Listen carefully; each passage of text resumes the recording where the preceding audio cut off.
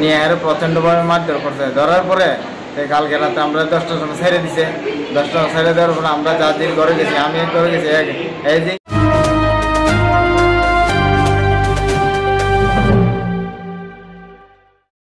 জিজ্ঞাসাবাদের জন্য ডেকে নিয়ে পিটিয়ে যুবককে হাসপাতালে পাঠালো পুলিশ।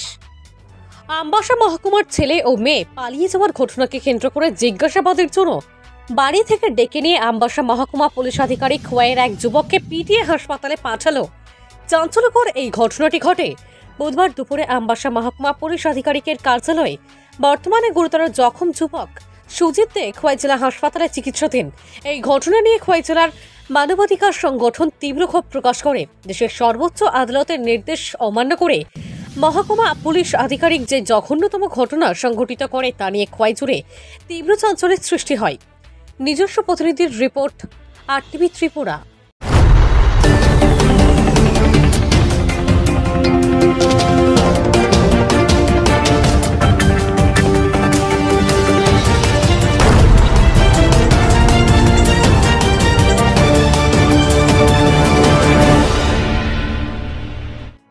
हमारे थाना डाक्टर थाना जीपी थाना जीपे पर आबार हमारे मारते जिसे बाइक में कोई आपको जानी ना किसी जानी ना तो जैसे जानो सब कोई रखो किसी रखे हम उनको एक बार उनको जो ना खोले हमारे मारते रहे जिधर कभी तो जिधर जानी तो जानी ना कोई मन खोले खाली हमारे मारते थे लाग मारते कटा घटना थाना থেকে না এবার কিতা কিছু দেখো আমার তো বাইক না কই আছে আমি জানি কই আছে আমি মারে আমি কিছু আমি জানি না কই আছে জানি না কই মারে জানি না কই মারে। তোমার নাম কিতা? আমার নাম সুজিত বাড়ি তুমি কি করো? মার্কেটের কাজ করি।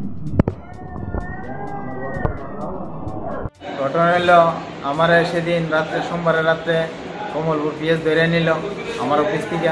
নেওয়ার পরে কমলপুর পিএস থেকে আমরা ডিপো সার যাইয়া ধলাই ডিস্ট্রিক্টের এখান থেকে আমবাসা থানাতে লয়ে গেছে। লয়ে যাওয়ার পরে সেই দিন রাত্রে আমবাসায় পিএস আমার রাখছিল সারা রাত্র রাখছে। রেখে দিলে এখানে পরের দিন আবার আমরা পাড়ার থেকেই আরেকজন ধরে নিল। ধরে নিয়ে আমার তো মঙ্গলবার রাতে খুব টর্চারিং করছে রাত্রে এখানে যে থানার অফিসাররা ছিল। এরপরে পরের দিন হেজে গেছে হেরে নিয়ে এই ডিপো স্যারের কোয়ার্টারে নিচে নিয়ে হেরে প্রচণ্ডভাবে মারধর করছে। ধরার পরে কালকে রাতে আমরা 10টার সময় ছেড়ে দিছে। 10টার ছেড়ে দেওয়ার পরে আমরা যার ঘরে গেছি, আমি এক ঘরে গেছি। এই যে জ্ঞান আসতো শুনছি এইখান থেকে হেরে রাতে হসপিটালে অ্যাডমিট করছে। কোন হসপিটাল? ধলাই হসপিটালে অ্যাডমিট করছে। সময় জিজ্ঞাসা যে অ্যাডমিট থাকতে পারবে না থাকতে পারবে, তো এরা তো বুঝতে পারছে না। আইছে বলছে যদি না থাকো তাহলে কালকে সকালে আবার অ্যাডমিট হয়ে যাচ্ছে। তো আজকে সকালে এর আবার নিচে ধলাই নিয়ে অ্যাডমিট করছে। করার সময় এরপরে আমার থানা থেকে দুপুরে 1টা দিকে ছেড়ে দিছে। আমি যে খবর পাইয়া গেছি আমিও দেখছি এখানে যাইয়া দেখি খুব অসুস্থ। ধলাই ডিস্ট্রিক্টে ভালো করে চিকিৎসা হইতো না দীক্ষা যে আমরা তৈরি করি ওখানে গাড়ি রিজার্ভ করে কই হসপিটালে ট্রান্সফার করে লইছি আর কি আমরা নিজেরাই। অ্যাডমিট করছে এখন কই হসপিটালে আনার পরে কই হসপিটালে অ্যাডমিট করছে। তোমার মূল অভিযোগটা কি? তোমার মারধর করা এখন মূল অভিযোগটা হইলো আমরা তো যতটুকু জানি অতটুকু পুলিশের সাথে কোঅপারেট করছি, কিন্তু তারপরে পুলিশ আমরা জোরজবস্তি আরো কয় ধরো আরো জানতে আমরা না জানলে কইতে কমো। অন আমরা যদি না জানি একটা বিষয় আমরা তো হুট করে কইতে পারতাম না যে আমরা জানি। আমরা যতটুকু জানি অতটুকু আমরা কইতেছি। তখন এটা আমরা সুষ্ঠু বিচার চাই আর কি, যাতে সঠিক বিচার হয়, অতটুকুই কথা।